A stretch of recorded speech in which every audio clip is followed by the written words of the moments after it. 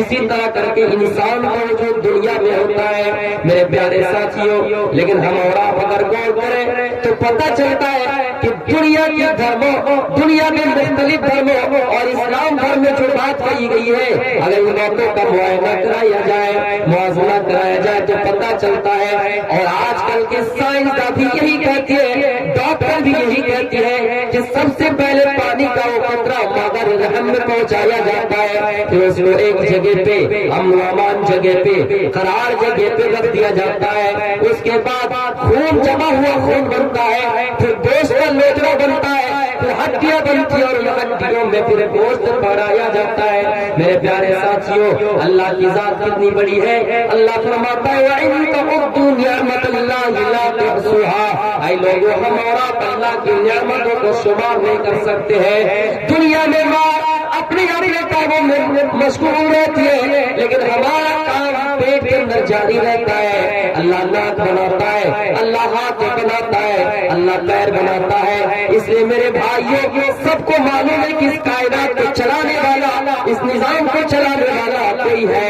یہ میک کا سسٹم ہم اور آپ کر رہے ہیں، ان لائٹوں کا سسٹم کرنے والا کوئی ہے. کتنی بڑی کائنات کو کوئی چلانے والا بھی ہوگا، اتنا بڑا نظام کو چلانے والا بھی کوئی ہوگا. لیکن کسی مذہب میں اگر کلیئر ملتا ہے تو اسلام میں ملتا ہے کہ آسمان کو بنانے والا بھی اللہ ہے، زمین کو بنانے والا بھی اللہ ہے. میرے بھائیوں، دنیا میں آپ بہت سے مذاہب کا اسٹڈی کیجئے، آپ کو آسمان کا مالک نہیں ملے گا کہ آسمان کو کیسے بنایا ہے، زمین کو کیسے بنایا ہے، یہ جو بھوچال آتا ہے کس کے حکم سے آتا ہے. لیکن اگر اسلام کا مطالعہ کیجئے، اسلام کہتا ہے کہ سورج کیسے کام کرتا ہے. وَالشَّمْسُ تَجْرِي لِمُسْتَقَرٍّ لَهَا ذَلِكَ تَقْدِيرُ الْعَزِيزِ الْعَلِيمِ. میرے بھائیوں، قرآن گواہی دیتا ہے، چاند کے بارے میں گواہی دیتا ہے کہ وَالْقَمَرَ قَدَّرْنَاهُ مَنَازِلَ. قرآن گواہی دیتا ہے، سورج کے بارے میں گواہی دیتا ہے، حدیث میں سیاروں کے بارے میں، ستاروں کے بارے میں گواہی دیتا ہے کہ اللہ فرماتا ہے کہ خلق اللہ هذه النجوم لثلاثہ. اللہ نے ستاروں کو 3 مقصد کے لیے پیدا کیا ہے. دنیا کی کوئی سائنسداں آج تک یہ نہیں کہہ سکا کہ آسمان کو بنانے والا کون ہے. دنیا میں کسی بھی مذہب کی اسٹڈی کیجئے، آپ کو بتانے والا کوئی نہیں. لیکن اسلام کھل کر بتاتا ہے کہ اللہ نے کائنات کو بنایا، سورج کو کیسے بنایا، آسمان کی تخلیق کیسے کی، زمین کی تخلیق کیسے کی. دنیا میں ہر چیز کے بارے میں انسان یہ دعویٰ کر سکتا ہے، سائنس یہ دعویٰ کر سکتی ہے، لیکن کیا آسمان کے بارے میں یہ کہہ سکتی ہے کہ آسمان کو بنانے والا کوئی ہے. میرے بھائیوں، دنیا میں جو بھی دیکھتا ہوں یا پھر جو بھی کسی بھی شکل میں کسی کی پوجا پاٹ ہوتی ہے، ان سب چیزوں کے بارے میں پتہ صحیح سے چل جائے گا کہ کیسے پیدا ہوا. لیکن وہ اللہ جو آسمان کو پیدا کیا ہے، دنیا کا رچنتا رچیاکار ہے، اس کے بارے میں بھی کوئی بتا سکا ہے. میرے بھائیوں، آسمان کو پیدا کرنے والا اللہ ہے، زمین کو پیدا کرنے والا اللہ ہے. اسی لیے تو اللہ پانی جب برساتا ہے، جب پانی برساتا ہے تو اس کا ٹیکس نہیں لیتا ہے. دنیا میں گورنمنٹ ہمارے کھیتوں میں پانی پٹاتی ہے تو گورنمنٹ پیسہ لیتی ہے. زمین سے غلہ اٹھتا ہے تو ہمیں ٹیکس دینا پڑتا ہے. لیکن اللہ فرماتا ہے کہ ہم نے تمہیں اتنی روزیاں دے رکھی ہے کہ ہم نے تم سے بھی کبھی اس کا ٹیکس نہیں مانگا ہے، نہیں مانگا ہے. تو پتا چلا کہ کائنات کو چلانے والا اللہ کی ذات ہے. میں کسی کے خلاف نہیں بول رہا ہوں، لیکن کلیئر بات کسی بھی مذہب کے اندر آپ کو نہیں ملے گی. کوئی اگر دھرم ہو تو اسلام. ایک چیز ہو گئی منسمرتی کے حوالے سے کہ ان کے اکثر کائنات کا آغاز یہاں سے ہوا کہ پہلے پانی کو پیدا کیا، پانی کو پیدا کرنے کے بعد اس میں نطفہ بنا، اور نطفہ بننے کے بعد اس میں انڈا، پھر برہما پیدا ہوئے، اور برہما نے اپنے منہ سے برہمنوں کو پیدا کیا، اور اپنے بازوؤں سے چھتریوں کو، ران سے ریش کو، پیر سے شدر کو. لیکن آئیے اور ایک واقعہ کی طرف چلتے ہیں. بھاگوت پران میں ہے شری پور کی رہنے والی ایک لڑکی ایک ملکہ تھی، ایک مالکہ تھی، شری پور کے رہنے والی، یہ دعویٰ کرتے بھاگوت پران کی انہوں نے دنیا کو بنائی، پوری دنیا کو بنانے والا وہی ملکہ ہے، وہی عورت ہے۔ میرے پیارے ساتھیوں، انہوں نے اس دنیا کو بنائے، لیکن وہاں پہ آگے بات یہ لکھی ہوئی ہے کہ جب اس دنیا کو بنانے کے بعد انہوں نے ایک ایک کر کے 3 آدمی کو پیدا کیا، وشنو کو پیدا کیا، مہادیو شیو کو پیدا کیا۔ پیدا کرنے کے بعد سب سے کہا کہ مجھ سے شادی کر لو، لیکن سب نے انکار کر دیا، سب نے انکار کر دیا کہ آپ نے ہمیں پیدا کیا ہے اور آپ ماں ہو گئے اور ماں سے شادی کرنا منع ہے۔ لکھا ہوا ہے پیدا کرنے والے آپ ہیں اور آپ کی کوکھ سے پیدا ہوئے ہیں، آپ کے بدن سے پیدا ہوئے ہیں، آپ رشتے میں ماں بن رہی ہے تو آپ سے کیسے شادی کر لیں؟ اس لیے انہوں نے 2 وشنو کو جلا دیا، راکھ بنا دیا۔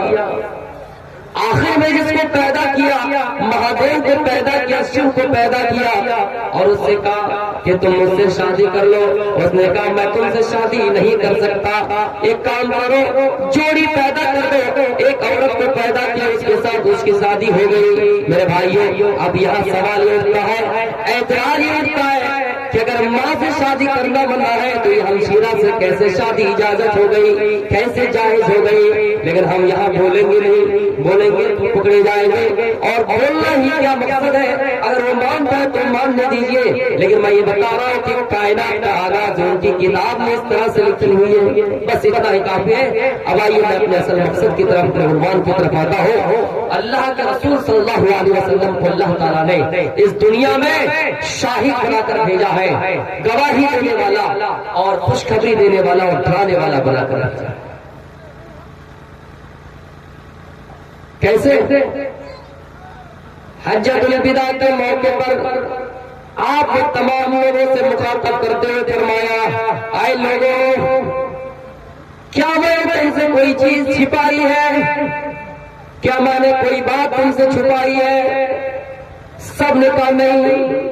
کیا میں نے کوئی امانت میں خیانت کی ہے؟ کہا نہیں۔ کیا تم سب گواہی دیتے ہو؟ کہا ہاں گواہی دیتا ہوں کہ آپ نے اللہ کا پیغام ہم تک صحیح صحیح پہنچا دیا۔ آپ کے پاس قرآن کی آیتیں نازل ہوئی، آپ کے پاس جو جبریل وحی لے کر آئے، جو آپ کو اللہ نے داعی بنا کر بھیجا، دعوت اللہ بنا کر بھیجا ہے، آپ نے اس کا پورا حق ادا کر دیا ہے۔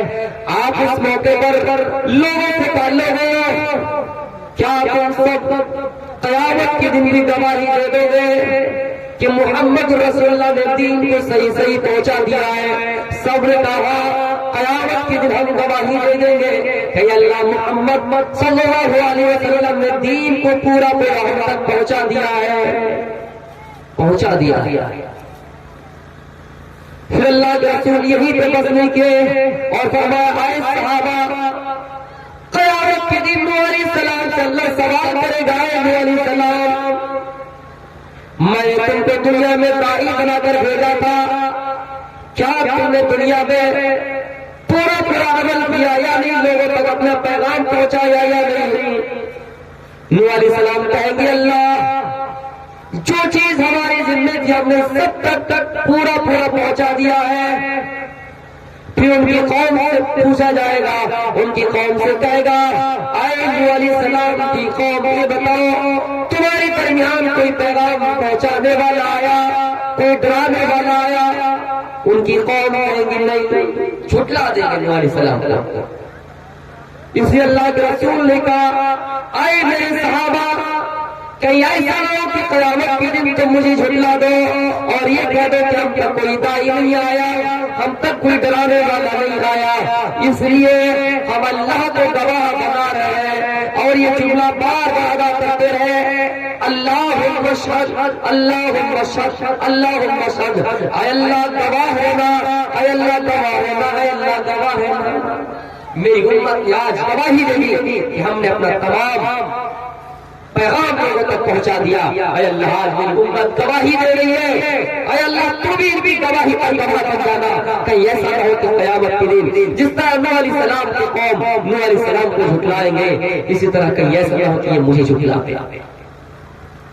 یا ایھا النبی انا ارسلناک شاہدا ومبشرا ونذیرا وداعیا الی اللہ باذنہ وسراجا منیرا. اے نبی, ہم نے آپ کو شاہد بنا کر بھیجا, ہم نے آپ کو گواہی دینے والا بنا کر بھیجا, ہم نے آپ کو ڈرانے والا بنا کر بھیجا, ہم نے آپ کو خوشخبری دینے والا بنا کر بھیجا. جب آپ کو سفر معراج کرائی گئی, معراج کا سفر ہوا, سبحان الذی اسری بعبدہ لیلا من المسجد الحرام الی المسجد الاقصی. مسجد حرام سے مسجد اقصی تک سفر کرایا گیا, سیر کرائی گئی. اس کے بعد آپ رات واپس آئے. واپس آنے کے بعد جو آپ کا معمول تھا, جو دستور تھا, صبح ابو جہل ارد گرد گھوم رہے تھے. ابو جہل سب سے بڑا دشمن تھا, گھوم رہے تھے اور کہہ رہے تھے اللہ کے رسول. وہ تو مانتے نہیں تھے, محمد کہہ کے پکار رہے تھے. اے محمد, ہم سب پڑھ لیا کہ صلی اللہ علیہ وسلم, اے محمد کیا آج کوئی نئی بات, نئی شریعت آئی ہے, کوئی نیا کام پیش آیا ہے؟ محمد نے کہا ہاں, اللہ نے مجھے آج بیت المقدس کا سفر کرایا ہے, بیت المقدس کا سفر کرایا ہے. یہ گرا تک پورا بیت المقدس کا سفر کرا دیا ہے اور ایک رات میں اب واپس آ گئے ہیں. اچھا, 2 مہینے کا سفر, ایک رات میں جانا اور ایک رات میں آنا, یہ ماننے والی بات نہیں ہے. اے محمد, کہ لوگوں کو جمع کر کے بھتویا میں لوگوں کو جمع کریں گے اور سب کے سامنے آپ یہ بات کہیں گے کہ 2 مہینے کا سفر, ایک ہی رات میں جانا اور ایک ہی رات میں آنا, کیا یہ ماننے والی بات ہے؟ آپ سب کو کہیں گے. کہاں میں سب لوگ کہوں گا. دیکھیے ابو جہل کی شاعت کا دماغ, لوگوں کو جمع کر کے سب کے سامنے کہیں گے محمد اب یہ بات کہو کہ ایک ہی رات میں اللہ نے بیت المقدس کا تمہیں سفر کرایا اور ایک ہی رات میں واپس کرا دیا. کہاں میں کہوں گا. کچھ لوگ جمع ہوئے, ابو جہل نے آواز دی, آواز دے کر لوگوں کو جمع کر دیے. جمع کرنے کے بعد محمد سے کہا محمد سب کے سامنے کہو کہ دلی کا سفر ایک رات میں ہوا اور ایک رات میں واپس آ گیا, بیت المقدس کا سفر ایک رات میں گیا اور ایک رات میں آ گیا, 2 مہینے کا سفر ایک رات میں. محمد نے کہہ دیا کہ ہاں ایک ہی رات میں گئے اور ایک ہی رات میں واپس آ گئے. سب نے کہا محمد کیا بات کر رہے ہیں؟ ابو جہل نے کہا محمد ہم آپ کے بارے میں شک کیا کرتے تھے کہ آپ مجنون ہیں, آپ پاگل ہیں, لیکن آج وہ ڈاؤٹ کلیئر ہو گیا, وہ شک کلیئر ہو گیا.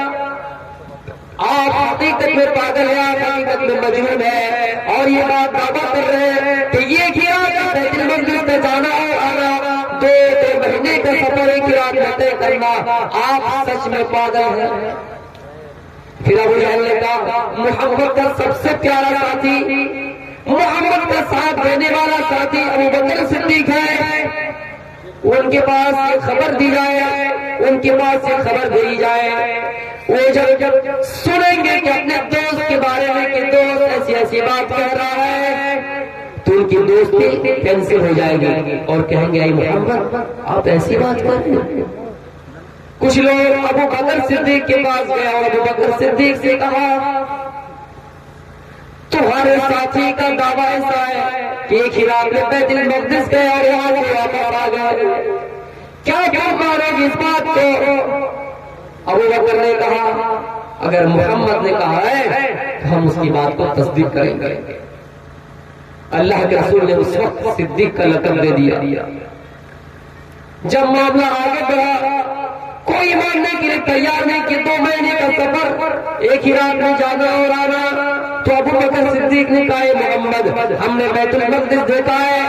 بہت تجار بہت تاجروں نے کہا کہ ہم نے بیت المقدس کا سفر کیا ہے, ہم نے اونٹوں کے ساتھ گھوڑوں کے ساتھ وہاں کا سفر کیا ہے, ذرا اس کا حلیہ بتاؤ کہ بیت المقدس کہاں ہے, کس طرح ہے. اس کا کھمبا کس جانب ہے، دیوار کیسی ہے، کھڑکیاں کدھر لگی ہوئے، بلیاں کدھر لگی ہوئے. اللہ کے رسول نے اس موقع پر گواہی دی.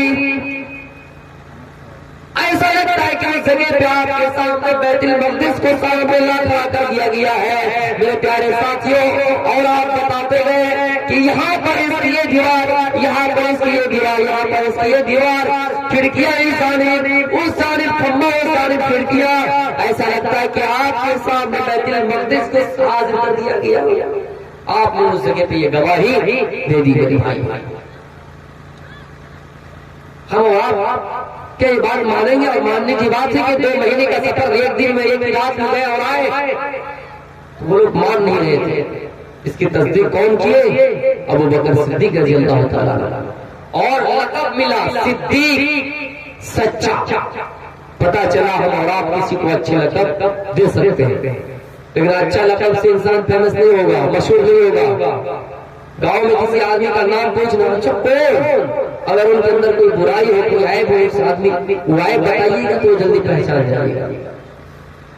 آپ نے کبھی لوگوں کی اس انداز سے گواہی دی کہ آئے لوگوں، ہم نے اللہ کو نہیں دیکھا ہے، لیکن گواہی دے کہ اللہ اکبر، اللہ اکبر، اللہ ایک ہے، اللہ کی پشٹی کر رہے ہیں. میرے پیارے ساتھیوں، آپ نے گواہی اس انداز سے دی. قیامت کے دن لوگ حوض کوثر میں پانی پینے کے لیے جائیں گے اور آپ اس جگہ پہ بیٹھے رہیں گے. اس جگہ پہ اپنی امت کو پانی پلانے کے لیے حوض کوثر میں منتظر رہیں گے. لوگ انتظار کریں گے، اپنی امتیوں کے انتظار کریں گے. امتی باری باری پانی پینے کے لیے جائیں گے، پانی پلانے جائیں گے، حوض کوثر کا پانی پلاتے جائیں گے. اتنے میں آواز آئے گی، اے محمد. کچھ امتی آپ ایسی ہے جو دنیا میں بدعتی والا کام کیا تھا، خرافاتی والا کام کیا تھا. دنیا میں آپ کے انتقال کے بعد نئی رسمی ایجاد کیا تھا، نئے طریقہ ایجاد کیا تھا. آپ اس جگہ پہ گواہی دے دی کہ میرے انتقال کے بعد یا میرے اس زمانے میں بھی جو بھی بدعتی کام کرے گا، اللہ تعالیٰ اس کو اس دن میرے ہاتھوں پانی پلانے سے محروم کر دیا جائے گا. آپ نے گواہی دے دی اس وقت. یا ایھا النبی انا ارسلناک شاہدا ومبشرا ونذیرا. اے نبی، ہم نے آپ کو گواہی دینے والا بنا کر بھیجا، خوشخبری دینے والا بنا کر بھیجا. آپ لوگوں کو خوشخبری سنایا کرتے تھے کہ اے لوگوں، اے میرے صحابہ، تم میں سے جن کی 3 بہنیں ہوں، 3 بیٹیاں ہوں، اس نے اسے اچھی تربیت کی، اس کو پڑھایا لکھایا ہو، اس کے لیے جنت واجب ہو جاتی ہے. آپ نے 3 بیٹیوں کی پرورش پر، 3 بیٹیوں کی تربیت پر جنت کی بشارت سنائی ہے. 3 بیٹیوں کی پرورش پر، 3 بہنوں کی پرورش پر جنت کی بشارت سنائی ہے. دوسرا کھڑا ہوتا ہے، کہتا ہے اللہ کے رسول، میرے پاس صرف 2 ہی بیٹی ہے، میری صرف 2 ہی بیٹی، 2 ہی بہنیں، کیا میں ان کی تربیت کر کے ان کو پڑھا لکھا کر میں اپنے آپ کا ٹھکانہ جنت بنا پاؤں؟ اللہ کے رسول نے کہا ہاں، 2 بیٹیاں ہیں، آپ ان کی تربیت کیجیے، آپ ان کی پرورش کیجیے اور اپنے آپ کا ٹھکانہ جنت بنا لیجیے. جو اپنی بیٹیوں کی تربیت اس انداز سے کرتے ہیں کہ اس کو صحیح طریقے سے ادا کرتے ہیں اور تربیت اور تعلیم دونوں چیز دیتے ہیں، اللہ کے رسول خوشخبری سناتے ہیں کہ ان کے لیے جنت ہے. کبھی آپ نے خوشخبری اس انداز سے سنایا لوگوں جن کے چھوٹے چھوٹے بچے اس دنیا میں انتقال کر گئے ہیں، جنت میں بے لگام گھومتے پھریں گے، ان کے اوپر کوئی آر اور کوئی ٹوک نہیں ہوں گے، وہ جنت کے دن گھومیں گے. جب ان کی والدین ان کے باپ ماں کو جہنم میں ڈالا جائے گا، وہ چھوٹے چھوٹے بچے ان کی شفاعت کے لیے دوڑ پڑیں گے، دوڑ کے آئے گا، ان کے والدین کی آنچل پکڑ لیں گے، ان کی دامن پکڑ لیں گے اور اللہ سے کہیں گے اللہ تو نے مجھے دنیا میں سے چھینا تھا، اللہ مجھے دنیا میں اپنے باپ کے ساتھ چلنے کی خواہش اختیار دی تھی، لیکن دنیا میں تم نے مجھ سے چھینا، کم از کم اس دنیا میں نہ چھین میرے ساتھ میرے ابو کو بھی جنت میں داخل کر دے. اللہ ان چھوٹے چھوٹے بچے کی دعا کو قبول کر لیں گے اور ان کے والدین کو جنتی ہونے کا شرف انہیں مل جائے گا. لیکن ایک بات ہے، صبر ضروری ہے. چھوٹے چھوٹے بچے ہیں، انتقال ہو گیا، ہمیں آپ کو صبر کرنا ہے، نوحہ نہیں کرنا ہے، غریبان کو نہیں پیٹنا ہے، سیرو چاٹ نہیں کرنا ہے.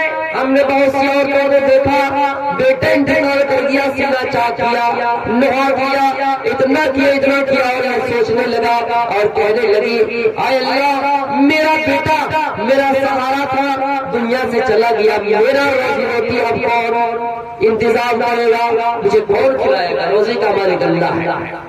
باپ انتقال ہو جائے، بیٹا ہو جائے، اس سے کوئی فرق نہیں پڑتا. تو شفاعت وہی بچے کر سکیں گے جن بچے کی فوت اور موت اور ان کے والدین صبر کیے ہوں گے. اللہ کی امانت سے اللہ نے لے لی، اگر آپ صبر کرتے ہیں تو یہ بچہ آپ کی شفاعت کریں گے. آئی ابو طلحہ اپنے ایک بچے سے بہت محبت کرتا تھا، ان کے بیٹے سے بہت محبت کرتا تھا. باہر جاتے، باہر سے کام کاج کر کے آتے، جاتے میدان سے آتے، اپنی بیوی سے پوچھتے بیٹے کا حال کیا ہے؟ کہا ٹھیک ہے. اللہ نے اس گھر میں آج بارش کرنا چاہا، امتحان لینا چاہا اور اس کا بیٹا بیمار پڑ گیا، بیماری میں مبتلا ہو گیا، ان کا بیٹا بیمار ہو گیا. ابو طلحہ ان سے غیر معمولی محبت کرتے تھے، بے انتہا محبت کرتے تھے. جب بھی گھر آتے اپنے بیٹے کی خیریت اور خیریت پوچھتے، دریافت کرتے میرے بیٹے کی حالت کیسی ہے، میرے بیٹے کا حال کیسا ہے، ہمیشہ پوچھتے رہتے تھے. لیکن ان کا بیٹا اچانک بیمار پڑ گیا. ایک دن ایسا ہوا ابو طلحہ گھر میں نہیں ہے، ان کی بیویوں میں سلیم رضی اللہ تعالیٰ عنہ گھر میں ہے اور ان کے بیٹے کا انتقال ہو جاتا ہے، ان کے بیٹے کی موت ہو جاتی ہے، مر جاتا ہے. ابو طلحہ گھر آئے، بیوی سے پوچھا بیوی میرے بیٹے کی حالت کیسی ہے، میرے بیٹے کی طبیعت کیسی ہے؟ میری بہنوں اس واقعے کو اور سے سنو. بیوی کا جواب آتا ہے میرا شوہر ہے ابو طلحہ پہلے کی بنسبت وہ بھی آرام سے ہے. رات گزر رہی ہے، بیوی نے اپنے شوہر کو نہیں بتایا کہ میرے شوہر تمہارے بیٹے کا انتقال ہو گیا ہے، تمہارے بیٹے کی موت ہو گئی ہے. اس لیے کہ رات کا حصہ گزرنے لگا ہے، رات ہونے لگی ہے، عشاء کا وقت ہو چکا ہے. رات میں اگر بول دیا جائے تو یہ رونا دھونا شروع کر دیں گے، غم کا پہاڑ ان کے اوپر ٹوٹ پڑے گا، مصیبت کا پہاڑ ان کے اوپر ٹوٹ پڑے گا. اس لیے اپنے شوہر کو نہیں بتایا، شوہر کو کھانے میں مشغول کر دیا، کھانے کا انتظام کیا، دسترخوان لگایا، دسترخوان لگانے کے بعد دونوں نے بیٹھ کر آپس میں کھانا کھایا. پھر بیوی ایک کمرے کے اندر جاتی ہے، کمرے کے اندر جانے کے بعد سج سوار کرنے لگتی ہے، میک اپ کرنے لگتی ہے. ان کے اوپر مصیبت کا پہاڑ ٹوٹ پڑا ہے، لیکن ایسا اس لیے کر رہی کہ اپنے شوہر کو تسلی دلائے، اپنے شوہر کو صبر دلائے، اس لیے ایسا کر رہی ہے. سج سوار کے شوہر کے پاس آئی، دونوں نے آپس میں گفتگو کیا اور رات میں دونوں آرام کے ساتھ سو گئے. صبح ہوئی، نماز پڑھی، نماز پڑھنے کے بعد اپنے شوہر سے، اپنے ہسبینڈ سے، اپنے پتی سے، اپنے شوہر سے ایسا جملہ ادا کیا جو تاریخ کے آئینے میں پہلی بار کسی عورت نے کہا. اپنے شوہر سے کہا میرے شوہر، دنیا میں کوئی انسان کسی کے پاس کچھ امانت رکھے اور وہ اپنی امانت واپس لینا چاہے تو کیا تم اس کی امانت واپس دینے سے انکار کرو گے؟ کہا نہیں. کیا اس سے حجت کرو گے؟ کیا اس سے لڑائی کرو گے؟ کوئی آپ نے 10 روپیہ دیا ہے اور کہہ دیا کہ شام کے وقت لیں گے، اور وہ شام کے وقت آیا آپ کے پاس مانگنے کے لیے، کیا آپ ان کو دینے سے انکار کرو گے؟ شوہر نے کہا نہیں. دیکھیے بات کو کہاں سے گھما رہی ہے. کہا میرے شوہر اللہ نے آپ کو ایک امانت دی تھی, بیٹا دیا تھا, اللہ نے وہ امانت آپ سے واپس لے لی. اللہ کی امانت تھی, اللہ نے لے لی ہے. کھل کے بتانا پڑ رہا ہے میرے شوہر تمہارے بیٹے کا انتقال ہو گیا ہے. انا للہ و انا الیہ راجعون.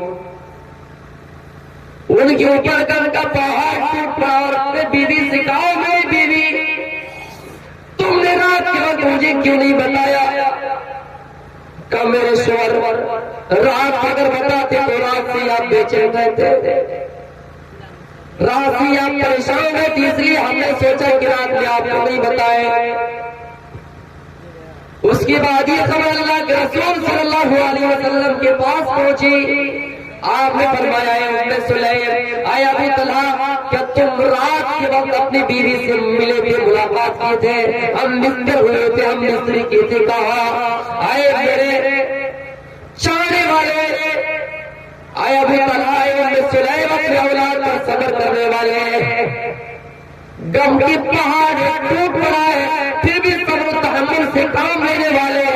اے ابو طلحہ میں آپ کے حق میں دعا کرتا ہوں, برکت کی دعائیں دیتا ہوں. آپ نے رات میں ہم بستری کی, آپ کے بدن سے پھر ایسا بچہ پیدا ہوگا, ایک ایسا لڑکا پیدا ہوگا, ایک ایسا بچہ جنمے گا جو حافظ قرآن ہوں گے, جو عالم ہوں گے. تاریخ لکھنے والے مورخین کہتے ہیں کہ ان کے بعد ان کا ایک بچہ پیدا ہوا, پھر ان کی نسلوں سے جتنے بچے پیدا ہوئے سب کے سب حافظ قرآن. یہ صرف صبر تحمل کا نتیجہ ہے, ذریعہ ہے میرے بھائیوں. اللہ کے رسول خوشخبری سناتے ہیں لوگوں جن کے چھوٹے چھوٹے بچے انتقال کر گئے ہیں, قیامت کے دن وہ آئے گا, اس حال میں آئے گا کہ اپنے والدین کے دامن کو پکڑ لیں گے اور اللہ سے کہیں گے اللہ دنیا میں چھینا تھا آج نہ چھینا اور آخرت میں اس کے ساتھ رہنے دے. اللہ کہے گا چھوٹے چھوٹے بچے ان کی بات مان لی جائے اور ان کے والدین کو جنت کا ٹھکانہ, جنت کا حقدار بنا دیا جائے. تو اللہ کے رسول اسی طرح خوشخبری سنایا کرتے تھے. کبھی غزوہ تبوک کے موقع پر اللہ کے رسول نے کچھ مال مانگا, حضرت عثمان لینے کے لیے تیار ہوئے, اتنا دیا. آپ نے فرمایا لوگوں کوئی اور ہے دینے والا. حضرت عثمان کھڑے ہوتے ہیں اور کہتے ہیں اللہ کے رسول میں دوں گا. آپ نے عثمان کو بشارت اس انداز سے سنائی کہ اے عثمان ما ذرہ اے عثمان آج کے بعد سے آپ کو کوئی چیز نقصان نہیں پہنچا سکتی ہے, نہیں پہنچا سکتی ہے. یا اسی طرح آپ خوشخبری سنایا کرتے تھے میرے پیارے ساتھیوں. آپ نے پھر فرمایا کہ اے لوگوں جو فرض نماز پڑھتا ہے, فرض نماز پڑھنے کے بعد سلام پھرتا ہے اور سلام پھرنے کے بعد من قرأ آیت الکرسی, جو آیت الکرسی پڑھتا ہے لم یمنعہ من دخول الجنہ, اس کو جنت جانے سے کوئی چیز روک نہیں سکتی ہے. اس لیے آیت الکرسی پڑھنے کا اہتمام کیجیے ہر فرض نماز کے بعد. لکل صلاۃ مکتوبہ, ہر فرض نماز کے بعد جو شخص آیت الکرسی پڑھتا ہے اللہ فرماتا ہے, اللہ کے رسول فرماتے ہیں, خوشخبری سناتے ہیں جنت جانے سے کوئی چیز اس کو روک نہیں سکتی ہے الا الموت, سوائے موت کے. جب موت آ جائے اس کا ٹھکانہ جنت ہے. اس لیے میرے پیارے ساتھیوں آپ نے پانچ مواقع پر آپ نے لوگوں کو خوشخبری سنائی. پھر کہا جس نے اچھی طریقے سے وضو بنایا اس کے لیے جنت کے 8 دروازے کھول دیے جاتے ہیں, جنت کے 8 دروازے کھول دیے جاتے ہیں. اسی طرح آپ لوگوں کو جنت کی خوشخبری اور بشارت سنایا کرتے تھے.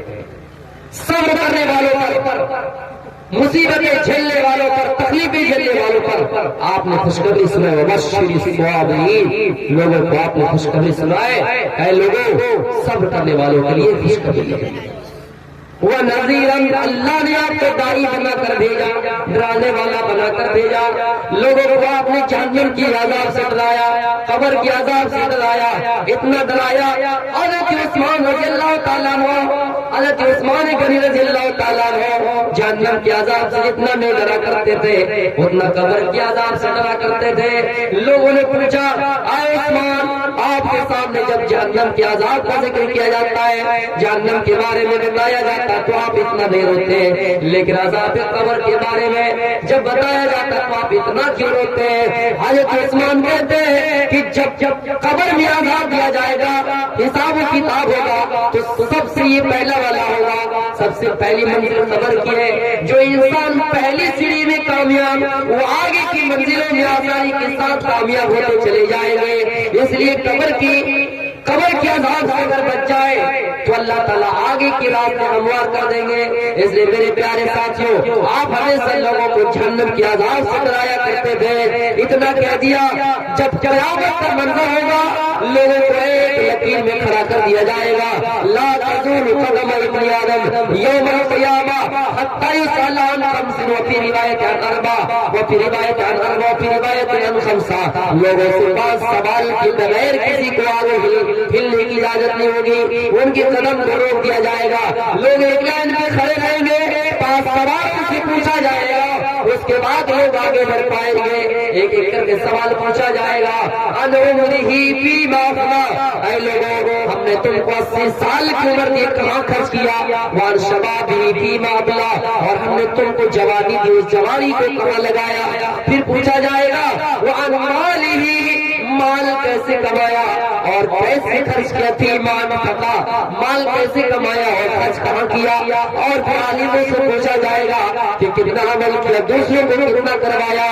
اس کے بعد جہنمی اور جنتی کا لوگوں کو سرٹیفکیٹ دے دیں گے، فیصلہ سنا دیں گے کہ فلاں لوگ جنتی ہے اور فلاں جہنمی ہے۔ موت کا فرشتہ آئے گا، موت کا فرشتہ جنڈے کو لے کر آئے گے اور سب کے سامنے لوگوں سے آواز دے کر، جنتیوں سے آواز دے کر، جہنمیوں سے آواز دے کر کہے گا، اے جنتیوں جنت جانے سے پہلے رک جاؤ، اے جہنمیوں جہنم جانے سے پہلے رک جاؤ، یہ تمہارے سامنے موت لایا ہو، موت کو تمہارے سامنے ذبح کر دیں گے۔ الذی خلق الموت والحیات لیبلوکم ایکم احسن عملا، اللہ نے موت اور زندگی کو اس لیے پیدا کیا تاکہ تم میں سے آزمائے کہ تم میں سے کون بہتر عمل کرتا ہے۔